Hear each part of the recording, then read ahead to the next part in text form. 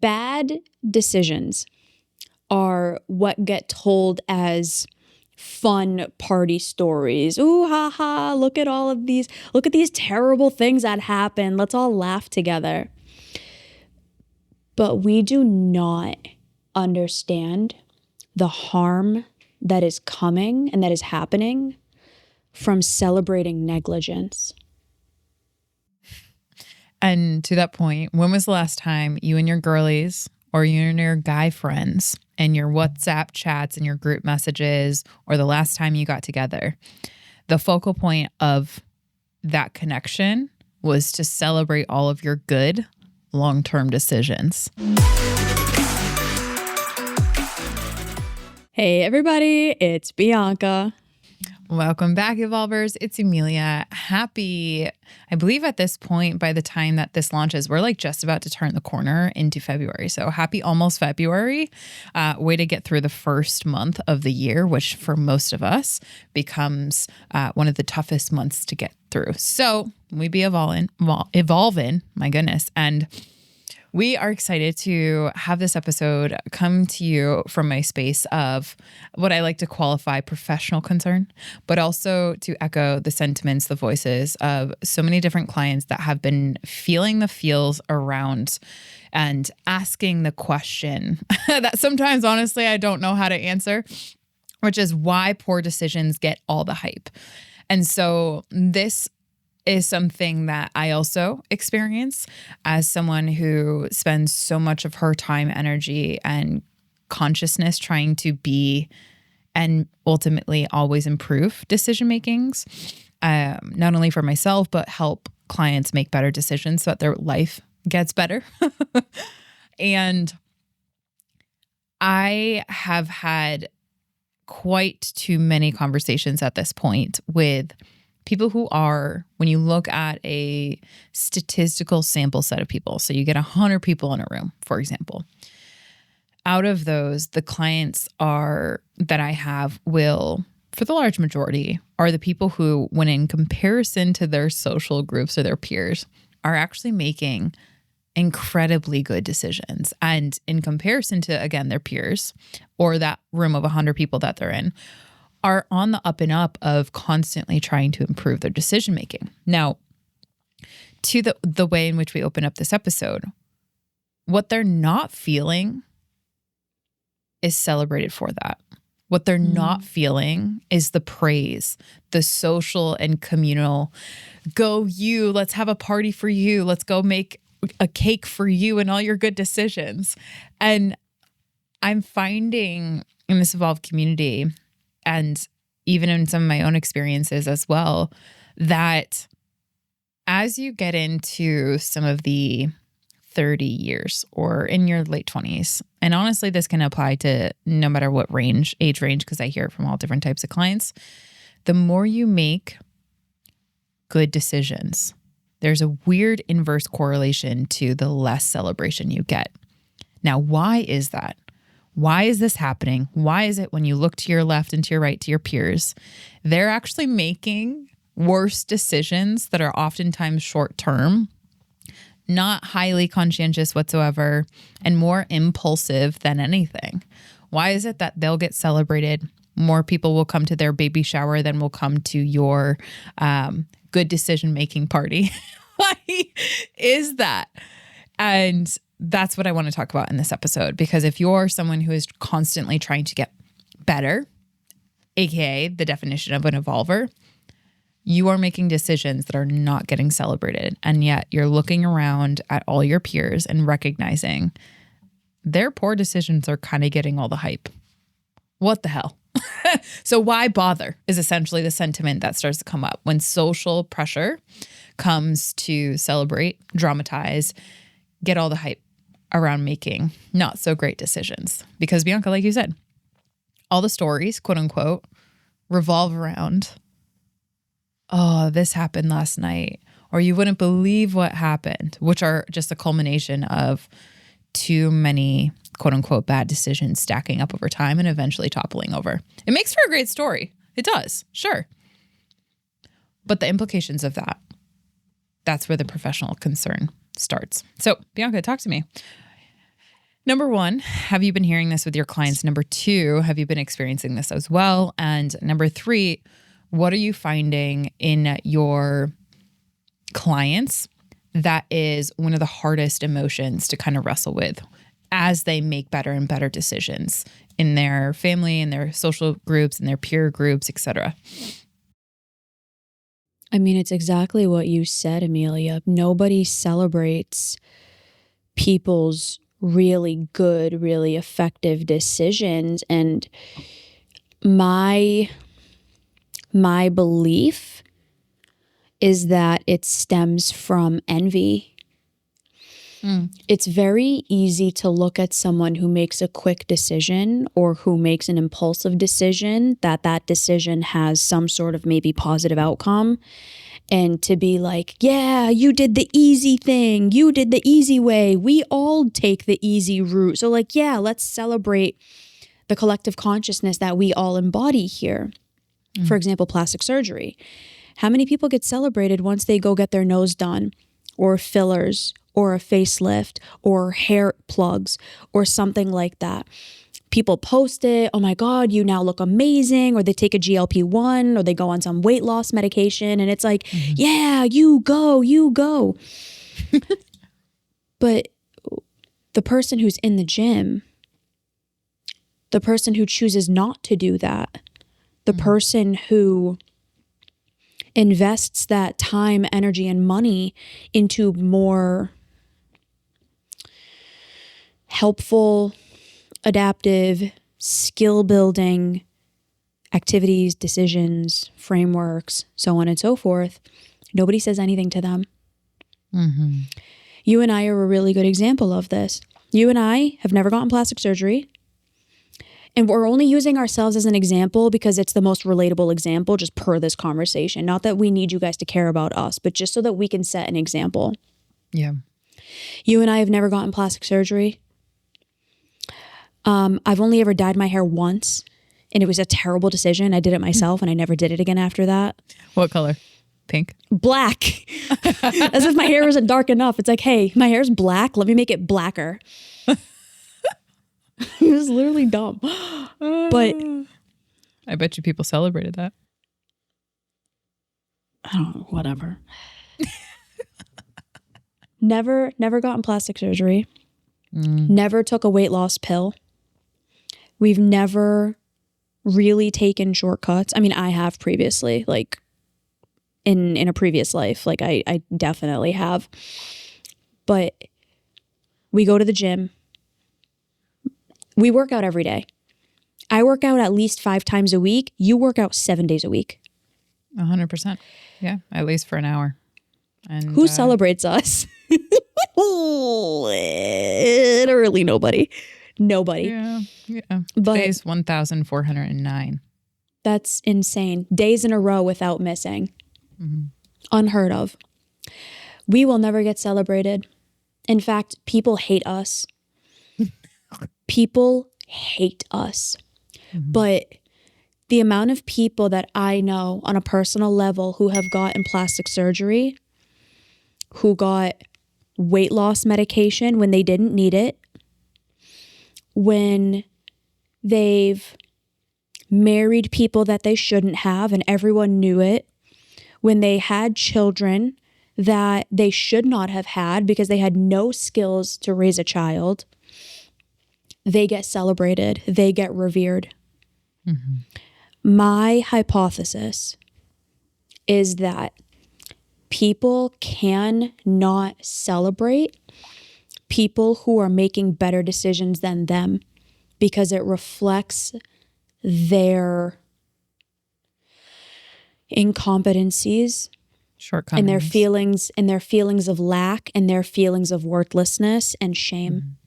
Yeah. So we go get drunk at a party. Ha ha ha.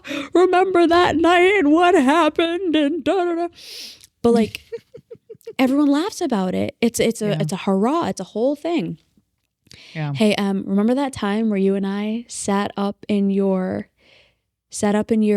house, in your office, and we were in there for like 6 hours trying to figure out the name of the new organization that we wanted to build together. It was the Y Power podcast. We sat there hours and hours and hours. We came up with Evolve Ventures, and you and I are sitting there for hours trying to figure out that next word. And I go, technologies? And I'm like, no, that's not it. And you're like, what do you mean that's not it? And I'm like, no, that's not it. There's no way. And you're like, B, of course that's it. We're a tech company. That started something beautiful. 475 episodes, impacting people all over the world. People are probably pissed off at this point listening to me talking for the last minute saying what I just said. Because of this, quite literally. Literally because of this. Who's celebrating us for that? Us. That's about it. Hey. I will give Alan. Alan, he definitely celebrates what we 100%. Do in the world because he knows what it takes for sure. And Kev does, I think, here and there too. And again, this isn't about outside us. Outside of the people closest to us. Right. Outside of 2 people who are closest to us, everyone else in our life wants nothing to do with it. Yeah. The repeated good decisions that we make over and over again. You do not have children. I do not have children. You're not married. I'm not married. I haven't bought a house. I could go buy a brand new car tomorrow. I won't do it. You could buy a brand new car tomorrow. You could buy 3 new cars tomorrow. You won't do it. But we're the ones getting... And us, just as the example, there's other people going through this too. Yeah, for sure. We're the ones getting villainized. We're the ones getting attacked.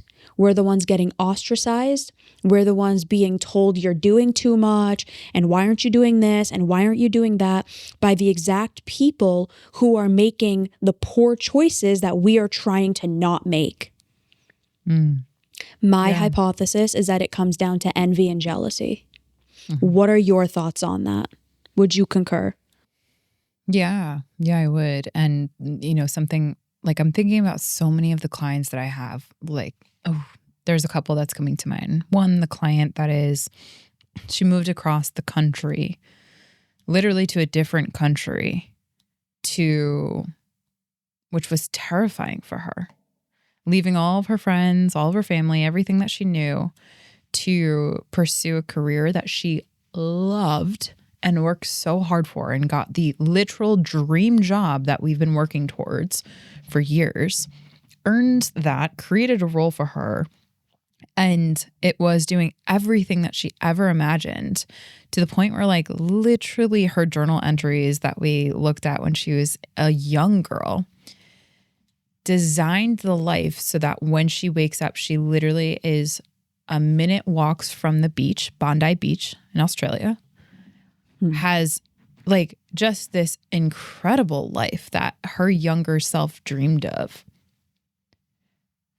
All of the good decisions, and trust me, we all have poor decisions in between good decisions, right? That's just inevitable. But I think of her and I think about all the good decisions that she made to get there. And while she's leaving, you know what the family, what the friends say? It's not about celebration. That's kind of part of it, but it's more so focused on the, why are you leaving? Why would you do that? Why would you go? Just the why. Defend your claim. Instead of, we are so happy for you. We know how hard you worked. And you know what? We have no idea what you sacrificed behind the scenes when no one's looking to be able to make this dream come true. And not only that, to work through all the things that you didn't know how hard it was going to be to leave everything that you love and care about behind in efforts to trade up your life. None of that was celebrated. And I think about the other client who, she's worked 3 jobs, worked her ass off to prove to herself that she is capable of earning money and not relying on anyone else. And she's made incredible decisions, quite literally saving lives on hospital beds for people who consciously makes choice not to drink alcohol because she doesn't ever want any of that in her bloodstream, while she is eventually at work and doing the damn thing. Whereas her colleagues are just, partying and don't really care about having alcohol in their bloodstream. It's just another day at work. The client, who is a male who is trying to make sure that their workspace for his employees is exceptionally accepting of neurodiversity, to almost a detriment of his financial resources sometimes. But because that's what he believes the world needs more of. It's just, and I could keep going. To the woman who has totally broken the cycles of all of her cultural family BS and stepped outside of the toxicity, dysfunction, and collusion, and decided to create a life of meaning for herself, to just, I can keep going. And on that's and it. on and it's on like and on and on. Unbelievable. And the amount of parties, quote unquote, that have been thrown in each one of those persons' favor, in each one of those persons' incredible accomplishments, not just on their own self belt of like awesome decisions, being a good person in this world and being a better person and trying to better who they are. Better well-being, better health, better professional, better this, better that, better mom, better cousin, better daughter. Not once, right, has a celebration, quote unquote, been in their honor, except for the people that's closest to them. And until they can burg off of it, when it benefits the people around them to a point where they can boast about the person and take their success as their own. Hello everybody, my name is Derek Smith and I'm the department head of the Evolve Venture Society page.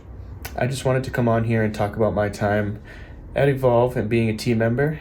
It's been nothing short of phenomenal, and I don't say that as somebody just trying to hype up the team or the business or anything like that.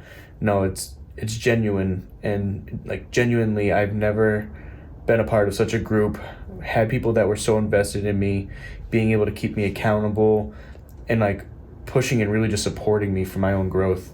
And the amount of things that I've been able to help and influence, manage in myself, learn about, and just being a part of this community, all under the guidance of Bianca and Emilia, for me that's just been phenomenal. So my time here has just been very, very blessed. So thank you, Emilia. Thank you, Bianca. You guys rock. You and I watched it separately, but whatever your feelings about her, it doesn't matter. We watched a documentary about Jennifer Lopez, J-Lo. Mm-hmm. J-Lo, the fact that we have to qualify that is ridiculous.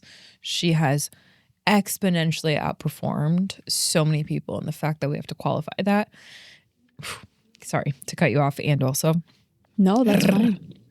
She's done really incredible things, and she, from an outside observer, seems like a really good person. And there was this documentary made about her, about trying to do the Super Bowl. So she was invited to do the Super Bowl halftime show, and they ended up making decisions that, oh, well, it was supposed to just be you, but actually we're going to have this other artist come with you because we don't want just you having the spotlight, whatever. So what ended up happening was there's this scene that they showed where she's sitting in the car driving somewhere. So she has a driver driving her somewhere. Oh, my goodness. I remember exactly what this was. It hit so hard to this. Yeah. She's looking at her phone and she sends, it was either her or someone in her family sent a message to the family group chat saying like, J-Lo had this massive award or something amazing happened. I don't remember what it was. Something incredible happened that she's doing for the world. Not a single person in Global her award. family. She got an award. Yeah, she got an award. She got this massive award. And you see her looking at the text message thread, and her family didn't even respond to it. They said something along the lines of "Go Jets." They said go Jets, and there was like an image of like something about the real-time updates of the football game. Of the football game, that she was literally on her way to go perform at the Super Bowl. And she's literally like, you can see her in the video. Like She was trying not to show her real reaction because deep down she was heart. probably enraged and so hurt. But she's just like sitting there laughing, reading it. Go Jets. The people closest to you will be the first ones to throw you under the bus, to not celebrate you, to dismiss your accomplishments because you're too close. The proximity is too close and they cannot celebrate you because it highlights what they're not doing. This is why bad decisions get celebrated, because misery loves company. There's a reason that phrase is so potent. Now, I'm not saying that everyone is miserable. That's not what I'm saying. What I'm saying is negligence loves negligence. Mediocrity loves mediocrity. The most successful, famous people in the world, their families probably can't stand them. Like, could you imagine being Beyonce's relative? I see. Like, I can't even. People, it's so fascinating because when you have someone that's doing something meaningful and impactful, you always become their cousin. Like, and I experienced this, and my sister was vulnerable with me different times in our life about what it was like. And she shared also with Alan when he first kind of came into the family, like what it's like to be Emilia's sister. And something along the lines of, for so much of her life, and she just so happens to have had looked very like me, like a clone. Not so much. And she had described how you were Emilia's sister. You weren't Isabel, right? Like, you weren't just who you were. And it was like living in the spot, like in the shadow of such a spotlight. And hearing that, it was like, oh my God, that has to feel horrible. It's dehumanizing, quote unquote, in a way, because you're not seen as your own person. And I can't even imagine what that feels like. And I can understand why any part of her would villainize me for that, just for being who I am. And that's one of the things that poor decisions get all the hype, because very easily, if I were to fall or do something or mess up, the short-term drama hijacks people's amygdalas, and it's the drama that draws the attention, the attraction, and so many people are just focused on the short term. And the gradual building of becoming someone incredible, someone who is a good person, who consistently chooses the hard path as opposed to the easy, short way. Quick fixes. That gradual building is not something that a lot of people can, are willing to, or ever will do, right? A road of virtue is something that is not sexy to people. As a matter of fact, our negativity bias will try to skew us towards that person is a horrible person. They're just doing that to kind of cover up something. And as someone who has definitely had a lot of people in that vein, even in my own family, and very different now, but I know what clients are going through when they experience that challenge of, this feels like crap. And I know it's wild to say, but I definitely know what JLo felt in that, for sure. Been there, done that, and multiple times. And Same. I think that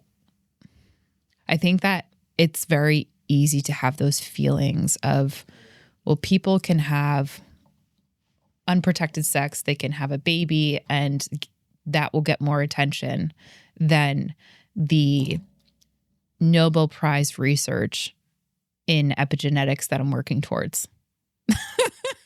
It's like, yeah, actually, humans will do that. They will focus on the cute, the squishy, the quote unquote baby, like I said, baby shower, welcoming new child into the world. Relatable.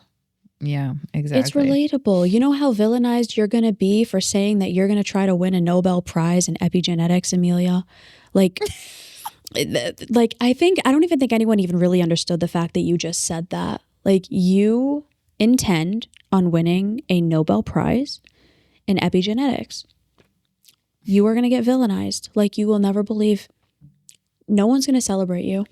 Yeah, that's okay. They're going to attack you, and they're never going to believe you until the day you do it. And then you know what they're going to say? I believed in her all along. That's my daughter. That's my friend. I went to school with her. She was in my second grade class. She sat right in front of me. Where were you the 30 years before that? Like, oh, yeah, you know what? Good decisions don't get celebrated because so few people make them. It's more common to make poor decisions because they're easier. They're relatable. People like relatable. You know, Alan and I were talking the other night, and I was telling him, he asked me to share some stories with him about the days of when I was a tutor. So for anyone that's joining us, I was asked to be an academic tutor for the core curricula of my undergraduate school. And what that essentially meant was you had to be exceptional in the development of Western civilization while also knowing world history to some degree. Primarily well-versed, well-read, and exceptional at philosophy, morals and ethics, writing, literature, and history. So those four courses. So you had to be exceptional at that. And the program director of the entire campus asked me to essentially be a tutor. And I was like, you can't turn that dude down. Like, he's like a god in this campus. No pun intended. And I was sharing with Alan last night because I've never really been able to share any of those stories with anyone because no one's ever been curious.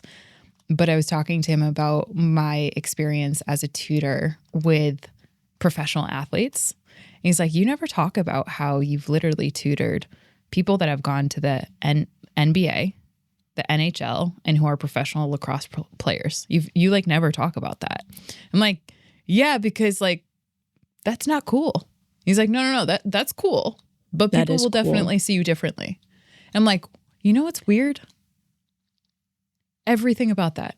Because I just saw them as humans. They're just humans. But everyone will see me differently just by hearing that. Certain people won't believe you, and the ones that do will see you differently. It's okay. It's totally okay because I'm not here to convince anyone. Just like every single client behind the scenes, they're not trying to convince me of what it's like to be in their shoes, making the good decisions that they are, not feeling appreciated or valued as a good human. And that's where my professional concern genuinely lies. It's like, how are we as human beings not willing to override, Bianca, what you talked about, the envy, so that we can celebrate good humans? What do you think that's going to breed more of? People who are excited to go be a good human, or people who are excited and like, yeah, fuck it. Let me make worse decisions. That's cooler anyways. It's like, oh my goodness, what is that going to make the world to become? So I am excited to celebrate all of the evolvers listening to this episode, doing the damn thing, doing the good decisions that are slow, that are gradual, that are freaking boring as hell, that are simple, that are disciplined, that are consistent, that no one's like giving you a round of applause for. And this quote that I've shared before, yes, misery loves company. Excellence loves solitude. I'm going to amend that. in real time. Excellence has learned to have to love solitude because so few people can get over themselves to celebrate good humans making great decisions and consistently syncing up their life to do that. And if you're an evolver in this community, I see you. It's not fun. It's not easy. And you do not have to learn anymore how to love solitude and being alone and having to find alone time in a corner just so that you can feel good about yourself because you're a good person. There are multiple people that I even talked to today that are convinced that they're a bad person because of this. Which, by the way, those people, and I know I'm getting heated right now, and I want that heat to be felt. These people that I've spoken to are some of the best human beings that I know. One of them is sitting in front of you, to the left or to the right of me, whichever you see on the screen, Bianca Thomas. The other one I will keep confidential. But to that end, like, these humans are some of the best humans I know and have, as a result of the lack of development that we have in social circles of noticing our own envy. When we see someone win, there's a weird feeling that we get. And then interacting with them in a weird way that then has them interpreting like, am I a bad person for like winning? Am I a bad person for making better decisions? It's like, why are we gaslighting ourselves in that? Because we do not have a supportive community that celebrates great decisions. So if you're an evolver, you are being celebrated for your good decisions. And if you're in this community, I promise you that there will not be any of that tolerated here. So if you're having to learn because of how inadequate your social circles are, how to love solitude, I see you, we see you, we're here for you, we're with you. And that does not mean just fluff off and become mediocre. The world needs you. The world needs good decisions. The world needs people who are willing to have the courage to make even better decisions. And we're on that trek with you. So, closing sentiments. Let's keep making better decisions because the world becomes a better place when we can do so. And in closing, my episode suggestion is 468, that is not the right one. This is Bianca's. I almost just took yours. Mine is 465. How good are you really at making better decisions? Bianca, I just went off, so please don't feel rushed to close your sentiments, close your thoughts, give your episode suggestion.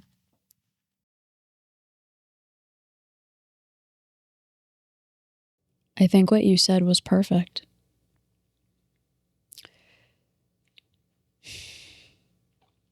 You really do start to believe that you're a terrible person. Yeah. Because what other reason is there for people treating you the way that they do? How else do you justify your own family attacking you and villainizing you and the people who are supposed to be closest to you, not just family, but even friends, wanting nothing to do with you anymore? When you've spent your whole life wanting to do better and wanting to be better, but being in environments that wasn't possible, you do start to believe that it's your fault, that you're the problem, that you're doing something wrong. And it takes being in a really incredible environment, surrounded by really incredible people, for you to finally see that that was never true. That was never the truth of the story. And my life changed meeting Emilia because she helped me to see the truth. So if you're looking for someone who is going to be able to help you see the truth about your life, to help you make really good decisions and to celebrate those really good decisions, there is no better coach than Emilia. Hands down, bar none. She will change your life because she's changed mine. My episode suggestion is 468, the books that change how you see yourself and your choices. Let's go. All right. So we want to, in closing, thank you for that.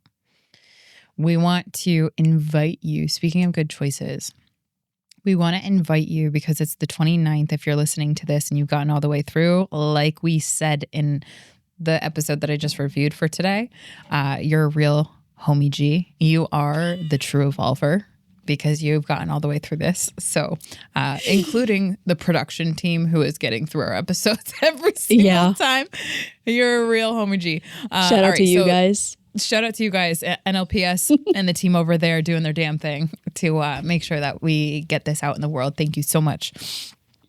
To that end, the invitation for anyone listening to this, including the NLPS team, if they want, come to Movie Club. So Movie Club, we are on our 19th Movie Club, and that is a place where you can get around other people who are making good decisions too, and so sick of being in rooms that are not capable of celebrating good decisions. So to that end, we do not have it determined right now, but if you're interested in becoming a Movie Club member, click the link in the show notes and you will get access to our private WhatsApp group, which is where we discuss films. This is where we discuss the movies, and every single month we have a movie of the month. So it will be February 2nd at 6 p.m. Eastern Standard Time.